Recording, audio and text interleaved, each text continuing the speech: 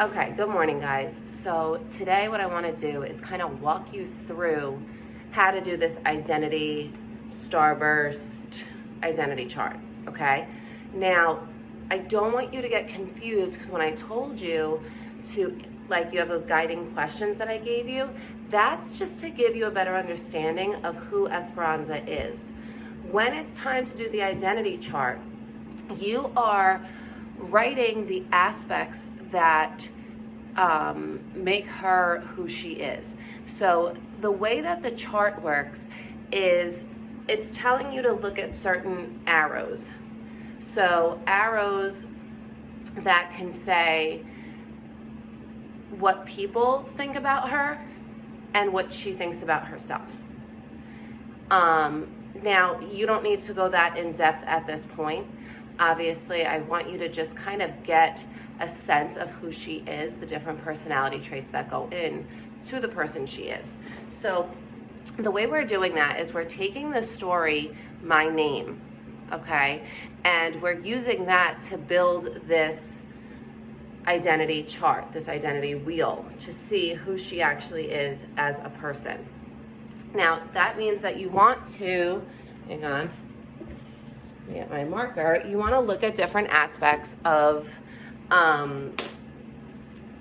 what she says about herself in the story in order to build these personality traits.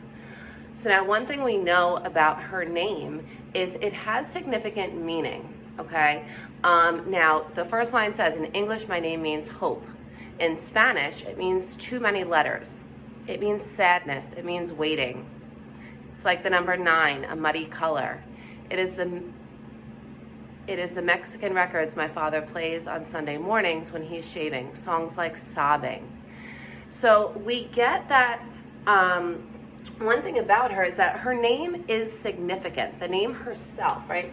So name is significant, right?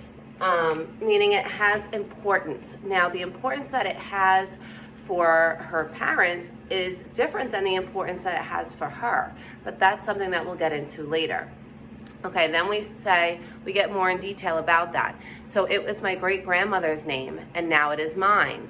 She is a horsewoman too, born like me in the Chinese year of the horse, which is supposed to be bad luck if you're a female. But I think this is a Chinese lie because the Chinese, like the Mexicans, don't like their women strong. So here, that's a really bold statement that she's making. So she doesn't think that people in her culture want their women to be strong.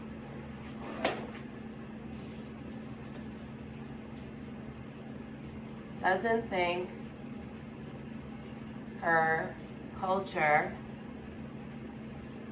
values women. Now, again, that's a really bold statement. Now, some people can disagree with that. That's why this is her identity chart. This is how she feels. Then she goes on, my grandmother, I would have liked to known her. A wild horse of a woman, so wild she wouldn't marry, until my great-grandfather threw a sack over her head and carried her off. Just like that, as if she were a fancy chandelier. That's the way he did it. This goes right into the part of her thinking that her culture does not value women, okay? And then, of course, the story goes on that she never forgave him. She looked out the window her whole life, the way so many women sit their sadness on an elbow. So if you're looking out your whole life, right, it means you don't want to be in your current situation, but you're not willing to do anything about it, right? We can always look to something else and say, oh, you know, her life is so much better than mine, or, you know, he has so many better things than me. And if you don't do anything about it, you're just looking, right? You're staying in your sadness, just looking out. And that's what she's saying so many women did. I wonder if she made the best with what she got, or was she's sorry because she couldn't be all the things she wanted to be. Esperanza. I haven't inherited her name, but I don't want to inherit her place by the window. So she's letting us know that she's not going to just sit back and do nothing, okay? So we could say then that she is determined to be happy. She's not going to just stay back and do nothing about her life. All right, then it goes on. At school, they say my name funny, as if the syllables were made out of tin and hurt the roof of your mouth. But in Spanish, my name is made out of a softer something, like silver, not quite as thick as my sister's name, Magdalena, which is uglier than mine. Magdalena, who at least can come home and become Nenny, but I am always Esperanza. I would like to baptize myself under a new name, a name more like the real me, the one nobody sees. Esperanza as Lysandra or Maritza or Zizi. Yes, something like Zizi, the X will do. So we know that she's not happy with her name. We know that she's not happy with technically the place that her family has put her in, okay? So, doesn't like her name. Now, I also want you to think about, how does she explain how the kids in her school are towards her? Because that can go into your personality as well, right? So they don't pronounce her name correctly. That's something that a lot of students, a lot of people deal with, right? The mispronunciation of your name. And some people don't care at all, and some people take offense to it, right? Because your name is your main identifier. That's how we know who you are, right? If I'm taking attendance, I'm calling out your name and you're saying, here I am. So that's a huge identifier. So she doesn't appreciate how others mispronounce it or kind of make light of it, okay? So we can say that, you know, if people are mispronouncing your names, they might not have the same background as you, right? So they don't know how to pronounce the letters correctly. So she might feel alone or different from her classmates, right? So feels different from classmates. Okay, so now this is my wheel for Esperanza. Now, yours could look similar to mine. It might be a little bit different than mine. You may have tried to stick a little bit more to coming up with words for descriptions, right? Confidence or shyness, things like that. That's fine too, okay? Now, the second part of your task is to do one of yourself. So you would, again, make your sunburst with your name, right? So my name, Catherine. Now, here, it would be nice if you did the how other people see you and how you project, like how you feel about yourself, okay? So for me, I might say, you know, like especially in the school setting, I try to be, you know, a confident teacher, right? I try to get up every day. I try to give you as much of my knowledge as possible, and I do so in a way that I think projects confidence, right?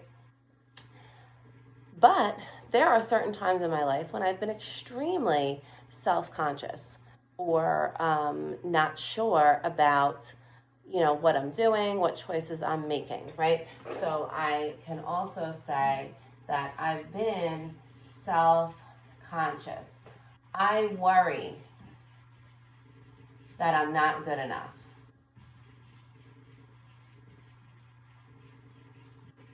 Now, this is an assignment that, to be very honest, makes you extremely vulnerable. That means that if you're doing this assignment correctly, you're being really honest with yourself, which is scary. Now, the one thing I will tell you is we're not sharing with class, so you don't have to worry about everybody else knowing what you're writing, okay? And as always, I keep this between you and me unless you state something that could harm yourself or anybody else. But what I want to just kind of get at here is the more honest you are, the better things turn out, right? So we're going to be doing other activities and lessons that build off of this idea of identity, okay? So another one for me, right? I've always been athletic.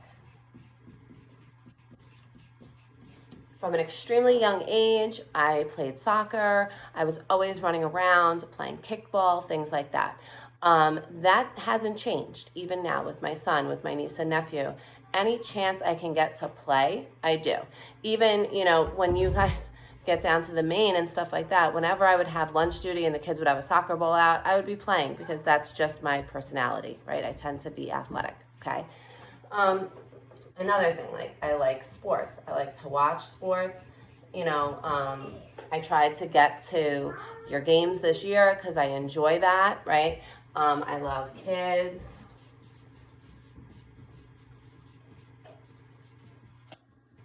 Okay. I obviously identify as a teacher and a mom. Mommy. Yeah.